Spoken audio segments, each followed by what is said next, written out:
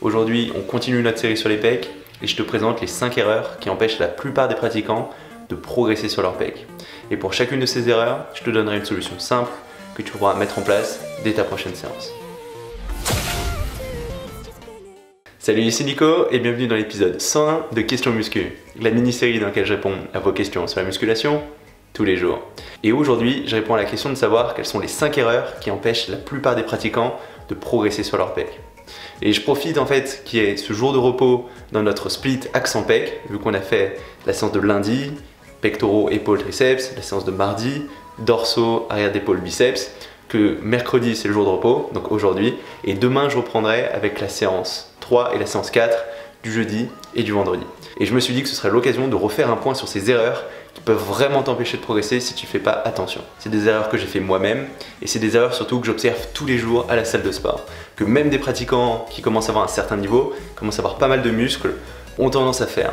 Et du coup, c'est des personnes qui vont développer de plus en plus de muscles, mais qui créent en général un retard au niveau de ses pecs. Ils n'arrivent pas à construire des pecs harmonieux, à la fois larges et épais.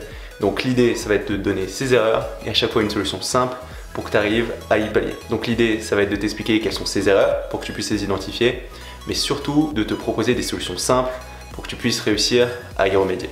Et c'est des solutions que à peu près tous les bodybuilders professionnels, fitness models, finissent par mettre en place, soit instinctivement, soit en l'apprenant, pour réussir à progresser sur ses pecs. Et si tu fais pas attention à ces points, je peux t'assurer que tu risques de perdre énormément de temps, de travailler dans le vide, donc c'est pas vraiment intéressant, et ça vaut le coup de jeter un petit coup d'œil à ces erreurs. Alors tout d'abord, ce qu'il faut que tu comprennes, c'est que la plupart des pratiquants qui ont du mal à prendre des pecs, c'est qu'à la base, ils n'arrivent pas à bien stimuler les pecs, parce qu'ils n'arrivent pas à garder la tension dans ces pecs.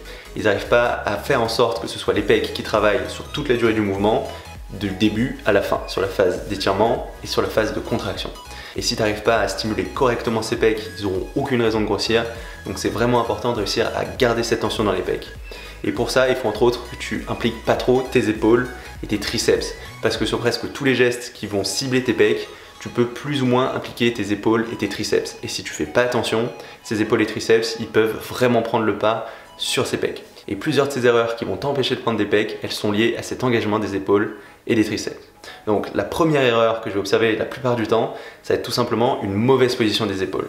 Parce que si tu fais pas très attention à comment sont placées tes épaules, elles vont presque immanquablement rentrer en jeu. Et souvent ce qui va se passer, c'est des personnes qui vont déboîter leurs épaules, qui vont faire le dos rond, qui vont garder ses épaules sorties en avant, et ça va être à ce moment-là ton faisceau avant de l'épaule qui va faire le gros du travail sur tes gestes de presse. Tes pecs, ils vont beaucoup moins travailler. Donc pour éviter ça, ce qu'il faut que tu fasses au contraire, c'est gonfler ton torse, reculer tes épaules, les coller au banc, essayer de tirer le plus possible tes omoplates en arrière. Tu dois essayer de resserrer tes omoplates derrière toi, de vraiment les coller à ce banc et normalement garder ces épaules bien fixes en arrière. Parce que tes pectoraux c'est un geste des coudes, tes épaules elles doivent pas vraiment bouger et si tu bouges tes épaules elles vont rentrer en jeu et tu vas perdre la tension.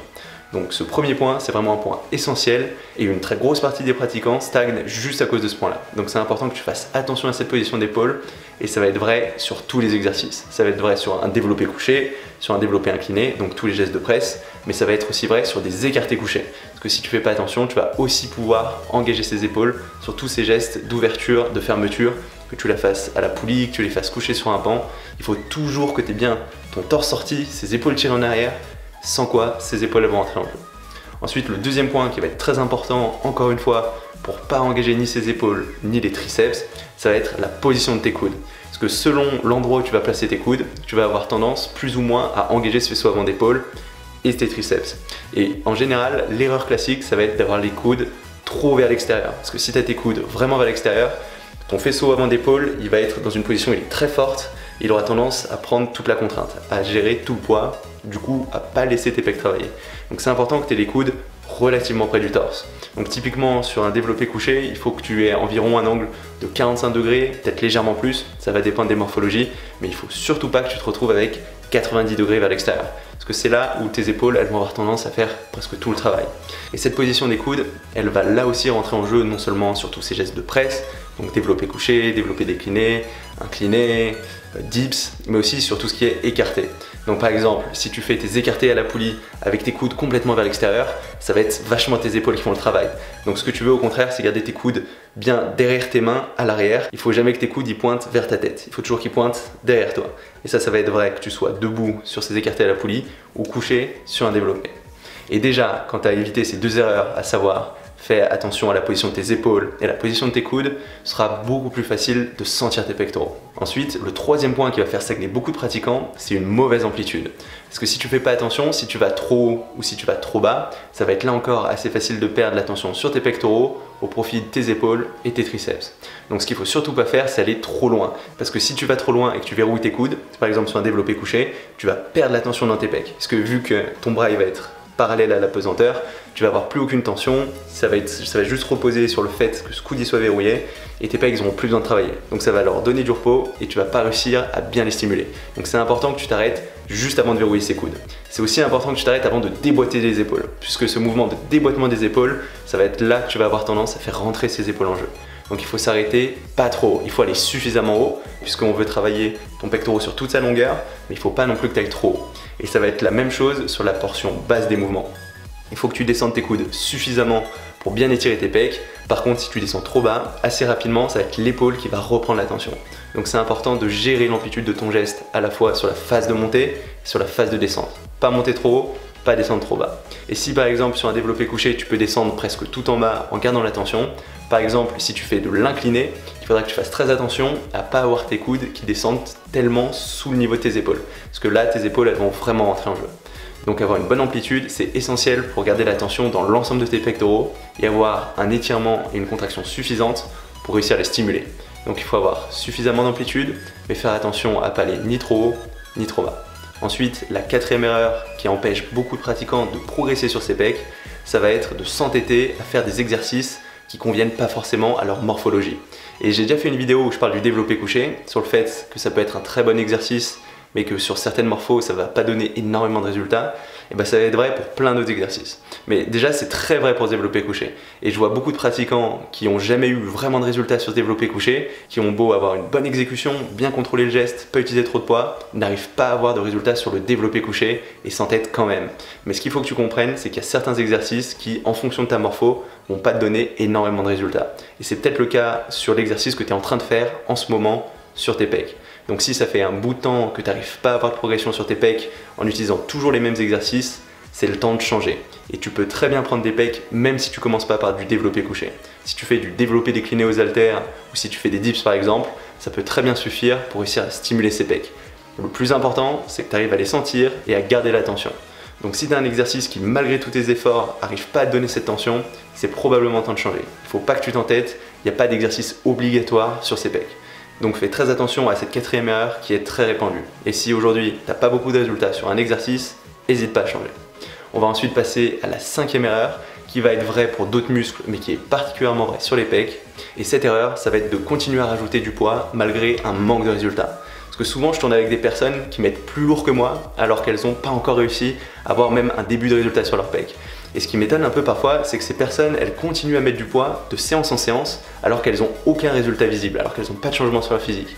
Et ça, c'est tout simplement parce qu'ils n'arrivent pas à vraiment isoler ces pecs. Et le problème, c'est que si tu es dans ce cas, plus tu vas rajouter du poids, plus ça va être dur d'isoler ces pecs. Parce que souvent, à la base, si tu n'arrives pas à stimuler tes pecs, c'est que le poids que tu utilisais, il était déjà trop lourd et que du coup, ton corps, il compense en faisant rentrer d'autres muscles. Donc souvent, ses épaules et ses triceps.